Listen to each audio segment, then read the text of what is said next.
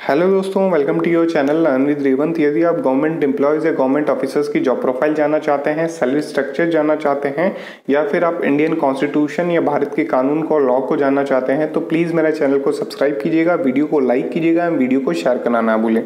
दोस्तों, आज का हमारा टॉपिक रहेगा job profile of chief law assistant, जो कि एक पोस्ट है रेलवे के अंदर CLA की। उसको आज हम डिटेल में डिस्कस करेंगे। आपके जितने भी कंफ्यूजन्स है चीफ लॉ असिस्टेंट के बारे में, वो सारे हम क्लियर करेंगे। इसलिए आप पूरे वीडियो को देखिएगा, जिससे आपको अंत में कोई डाउट ना बचे। CLA चीफ लॉ असिस्टेंट की जो जॉब प्रोफाइल है, इसको हम 4 पॉइंट में जानेंगे। पहले पॉइंट में हम जानेंगे रिक्रूटमेंट प्रोसेस या भर्ती प्रक्रिया, ये कैसे भर्ती होते हैं, कैसे रिक्रूट होते हैं। सेकंड पॉइंट में हम जानेंगे वर्क प्रोफाइल या कार्यशैली, इनका काम क्या होता है। थर्ड पॉइंट में हम जानेंगे प्रमोशंस, पदोन्नति, ये प्रमोट कब होते हैं और कौन सी पोस्ट पे ये प्रमोट होते हैं। फोर्थ एंड लास्ट पॉइंट में हम जानेंगे सैलरी या तनख्वाह, CLA चीफ लॉ असिस्टेंट को कितनी तनख्वाह या सैलरी मिलती है। जो पहला पॉइंट रहेगा रिक्रूटमेंट प्रोसेस या भर्ती प्रक्रिया, उसमें हम जानेंगे RRB railway recruitment board chief law assistant की भर्ती करती है। एज यू नो, जो RRB होती है वही वैकेंसीज करती है। ऑलमोस्ट जो ग्रुप C की वैकेंसीज होती है, उनको फुलफिल करने का काम रेलवे रिक्रूटमेंट बोर्ड का होता है। RRB ही वैकेंसी निकालती है CLA के लिए, चीफ लॉ असिस्टेंट के लिए। RRB ने चीफ लॉ असिस्टेंट की अंतिम भर्ती 2019 में निकाली थी। लास्ट ईयर 2019 के अंदर RRB ने चीफ लॉ असिस्टेंट की वैकेंसी निकाली थी। ग्रुप C के कर्मचारी भी डिपार्टमेंटल एग्जाम के द्वारा चीफ लॉ असिस्टेंट बन सकते हैं। जी दोस्तों, जैसा कि आपको पता है, मैंने जितनी भी जॉब प्रोफाइल की वीडियोस बना रखी है रेलवे की, उसमें आपको बता रखा है कि जो डिपार्टमेंटल एग्जाम होते हैं रेलवे के अंदर, यानी ग्रुप D के जो एम्प्लॉयज होते हैं वो डिपार्टमेंटल एग्जाम देके ग्रुप C में जा सकते हैं। ग्रुप C वाले जो एम्प्लॉयज होते हैं वो डिपार्टमेंटल एग्जाम देके ग्रुप B में जा सकते हैं। उसके लिए अलग क्राइटेरिया है। लेकिन आज हम जानेंगे eligibility for chief law assistant, यानी जो फ्रेशर्स होते हैं, जो स्टूडेंट्स हैं, या फिर जो लॉ ग्रेजुएट्स हैं, या फिर जो एडवोकेट्स हैं, वो CLA कैसे बने और क्या इसकी एलिजिबिलिटी है और क्या योग्यता है। तो सबसे पहले जानेंगे एज रहेगी 18 to 40 ईयर्स, यानी जो उम्र है वो आपकी 18 से 40 वर्ष होना चाहिए। सबसे पहली जो क्राइटेरिया वो ये है। यदि आप SC ST या फिर OBC या फिर अन्य कैटेगरीज से बिलोंग करते हैं, तो फिर आपको उसमें रिलैक्सेशन दिया जाएगा। फिर मेडिकल स्टैंडर्ड आपको C1 चाहिए। यदि आपने मेडिकल स्टैंडर्ड आपको नहीं पता रेलवे का मेडिकल स्टैंडर्ड C1 क्या होता है, तो उसके लिए भी मैं एक वीडियो लेके आ जाऊंगा। फिर डिग्री इन लॉ, यानी आपके पास 3 ईयर लॉ LLB की डिग्री होनी चाहिए, या फिर आपके पास 5 ईयर इंटीग्रेटेड कोर्स की डिग्री होनी चाहिए, जैसे BA LLB, BB LLB, BSc LLB। फिर फोर्थ में 3 ईयर एक्सपीरियंस एट बार, यानी आपको LLB ग्रेजुएट हुए 3 साल हो गए हों और आपने 3 साल बार में कोर्ट में प्रैक्टिस की हो, तभी आप एलिजिबल होंगे।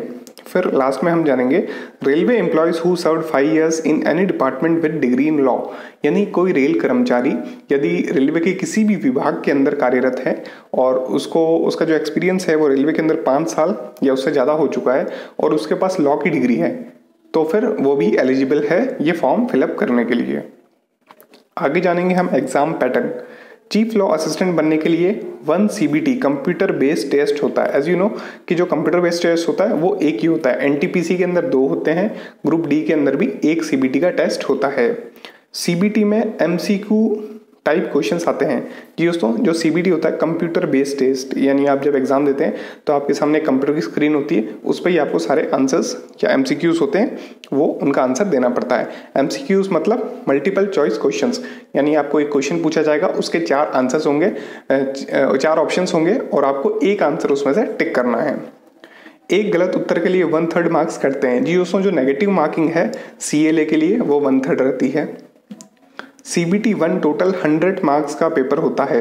जी दोस्तों, जो आपका CBT 1 रहेगा, ओनली 1 CBT होगा, वो 100 मार्क्स का पेपर होगा। CBT 1 में टोटल 100 क्वेश्चंस होते हैं, यानी जो कंप्यूटर बेस्ड टेस्ट होगा आपका CLA की भर्ती के लिए, वो 100 मार्क्स का होगा और 100 ही उसके अंदर क्वेश्चंस होंगे, यानी एक जो क्वेश्चन रहेगा उसका वेटेज 1 मार्क्स रहेगा। 100 क्वेश्चन के लिए 90 मिनट्स का समय मिलता है। जी दोस्तों, जो टाइमिंग है वो 90 मिनट्स का मिलेगा आपको 100 क्वेश्चंस के लिए। अब आगे हम CBT 1 marks allocation for CLA, यानी जो आपका CBT होगा 1 चीफ लॉ असिस्टेंट के लिए, उसका मार्क्स एलोकेशन देख लेते हैं। पहले सब्जेक्ट देखेंगे। सबसे पहला सब्जेक्ट होता है प्रोफेशनल एबिलिटी, यानी प्रोफेशनल एबिलिटी का जो सिलेबस है वो हम आगे डिस्कस कर लेंगे। 50 क्वेश्चंस होंगे, 50 मार्क्स के जो क्वेश्चन आपसे पूछे जाएंगे, यानी 50 मार्क्स होगा वो आपकी प्रोफेशनल एबिलिटी यानी रिलेटेड टू लॉ पूछा जाएगा और उसके 50 क्वेश्चंस होंगे। उसके बाद में जनरल अवेयरनेस के आपको 15 क्वेश्चन पूछे जाएंगे 15 मार्क्स के। फिर जनरल इंटेलिजेंस एंड रीजनिंग के 15 क्वेश्चन पूछे जाएंगे 15 मार्क्स के। फिर मैथमेटिक्स के 10 क्वेश्चन और जनरल साइंस के 10 क्वेश्चन, और जो टोटल क्वेश्चन होंगे वो 100 होंगे और टोटल मार्क्स का पेपर होगा वो भी 100 होगा, यानी 100 मार्क्स के पेपर होंगे, 100 क्वेश्चन आपसे पूछे जाएंगे। अब प्रोफेशनल एबिलिटी लॉ से सिलेबस फॉर सीएलए जान लेते हैं कि जैसे कि 50 मार्क्स का आपका प्रोफेशनल एबिलिटी के क्वेश्चंस थे, तो उसका सिलेबस क्या है, लॉ सिलेबस फॉर सीएलए, यानी जो लॉ के जितने भी ग्रेजुएट्स हैं वो सिलेबस उनको नहीं पता तो मैं सिलेबस बता देता हूँ चीफ लॉ असिस्टेंट के लिए। ये आपके सामने सिलेबस आ गया होगा। सबसे पहले इंडियन कॉन्स्टिट्यूशन आता है, फिर एडमिनिस्ट्रेटिव लॉ, फिर ज्यूरिस्प्रूडेंस, फिर लॉ ऑफ टॉर्ट्स, फिर हिंदू लॉ, फिर CPC code of civil procedure, CrPC code of criminal procedure, फिर आईपीसी इंडियन पीनल कोड, फिर इंडियन एविडेंस एक्ट, फिर इंडियन कॉन्ट्रैक्ट एक्ट, फिर लिमिटेशन एक्ट, फिर एसआरए स्पेशल रिलीफ एक्ट, उसके बाद में इंडियन पार्टनरशिप एक्ट, फिर arbitration and conciliation act, consumer protection act, protection of human right, transfer of property act, company law, labour law and right to information act, RTI act. ये syllabus है, इसके अंदर से questions बनते हैं और जो प्रोफेशनल एबिलिटी के 50 क्वेश्चंस हैं वो इसी सिलेबस के अंदर से आपसे पूछे जाएंगे। अब सेकंड पॉइंट में हम जानेंगे वर्क प्रोफाइल या कार्यशैली। सीएलए का काम क्या होता है बेसिकली। चीफ लॉ असिस्टेंट को हिंदी में मुख्य विधि सहायक कहते हैं। दोस्तों जो सीएलए होते हैं चीफ लॉ असिस्टेंट रेलवे के अंदर, इन्हें हिंदी में हम कहेंगे मुख्य विधि सहायक। सीएलए का कार्य रेलवे में लॉ से संबंधित होता है, जैसे यानी जो चीफ लॉ असिस्टेंट होता है उसका जो काम होता है वो लॉ से रिलेटेड सारी क्वेरीज को निपटाना होता है। रेलवे के नोटिसेस का निरीक्षण करना, यानी स्क्रूनिटीज करना, जितने भी नोटिसेस हैं या फिर जो भी एप्लीकेशंस है उसका। रेलवे के वकीलों के साथ कोऑर्डिनेट करना, रेलवे के जो भी पब्लिक प्रोसिक्यूटर्स हैं जिनकी पोस्टिंग रेलवे में हो रखी है उनके साथ में कोऑर्डिनेट करना, उनके साथ कार्य करना। Law officer senior law officer को असिस्ट करना, यानी उनकी हेल्प करना। फिर रेलवे के वकीलों की परफॉर्मेंस रिपोर्ट जमा करना, यानी उनका काम क्या है, उनके पास केसेस कौन कौन से देने हैं, ये सब काम आपके सीएलए का होता है, चीफ लॉ असिस्टेंट का होता है। थर्ड पॉइंट में हम जानेंगे प्रमोशन या पदोन्नति। सीएलए चीफ लॉ असिस्टेंट का प्रमोशन पदोन्नति लगभग 6 से 10 साल में होता है। दोस्तों जो प्रमोशन की प्रक्रिया है वो अराउंड 6 to 10 ईयर्स में प्रमोशन हो जाता है चीफ लॉ असिस्टेंट का। यदि आपका एक्सपीरियंस 2 साल का हो चुका है चीफ लॉ असिस्टेंट की पोस्ट पर, इसके पद पर, तो आप जो डिपार्टमेंटल यदि भर्ती करता है तो आप वो एग्ज़ाम देके प्रमोट भी हो सकते हो।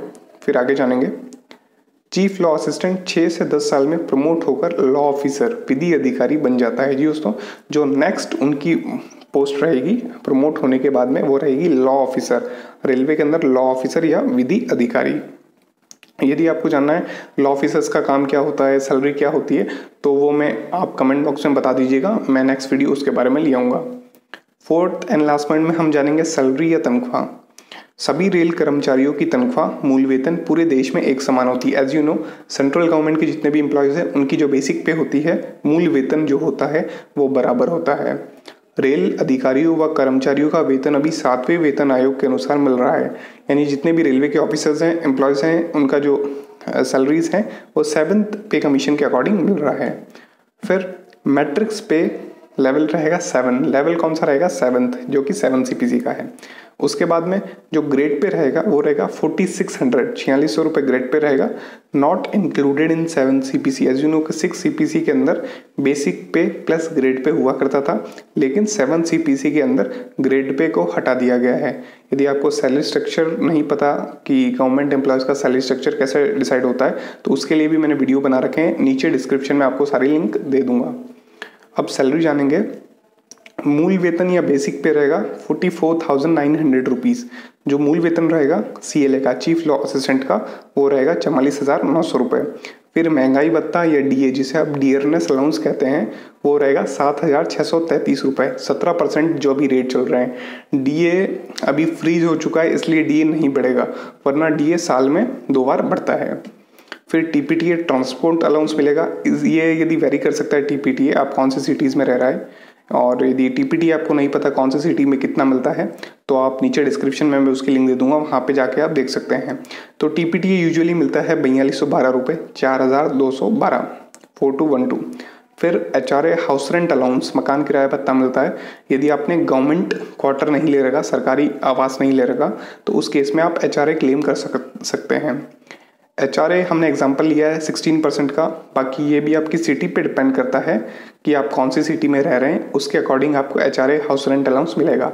एचआरए के लिए भी मैंने वीडियो बना रखा है, कौन से शहर में कितना एचआरए मिलता है, उसके लिंक भी मैं डिस्क्रिप्शन में दे दूंगा, आप जाके देख सकते हैं। फिर जो ग्रॉस सैलरी बनती है सीएलए की, चीफ लॉ असिस्टेंट की, वो बनती है अराउंड 63,000, 63,000 रुपये के आसपास चीफ लॉ असिस्टेंट की ग्रॉस सैलरी बनती है फर्स्ट ईयर की। It can be vary from place to place. ये मैंने नोट इसलिए लिखा है कि यदि एचआरए की सिटीज़ अलग अलग हैं तो एचआरए कम ज़्यादा हो सकता है, टीपीटीए की सिटी अलग है तो टीपीटीए भी कम हो सकता है। अब डिडक्शन जानेंगे। डिडक्शंस होंगे 10,500 के, 10,500 रुपीज़ के डिडक्शंस, यानी कटौतियाँ। डिडक्शन क्या क्या होंगे? एनपीएस, नेशनल पेंशन स्कीम या नेशनल पेंशन सिस्टम जिसे कहते हैं, उसमें ये कंट्रीब्यूट करेंगे 5,250। फिर प्रोफेशनल टैक्स 250 रुपये कंट्रीब्यूट करेंगे प्रोफेशनल टैक्स में, जो कि स्टेट के लिए दिया जाता है। फिर आईटी इनकम टैक्स, आयकर देंगे 5,000 रुपये हर महीने कटेगा 5,000 रुपये इनकम टैक्स। उसके बाद में REISC, railway employees insurance scheme group C, 30 रुपये इसमें कंट्रीब्यूट करने पड़ते हैं। और जो नेट सैलरी बनती है एक सीएलए की चीफ लॉ असिस्टेंट की, वो बनती है अराउंड 53,250 रुपीज़, 53,250 रुपये। दोस्तों वीडियो अच्छा लगा है तो प्लीज़ वीडियो को लाइक कीजिएगा, चैनल को सब्सक्राइब कीजिएगा, वीडियो को शेयर करना ना भूलें। Thank you.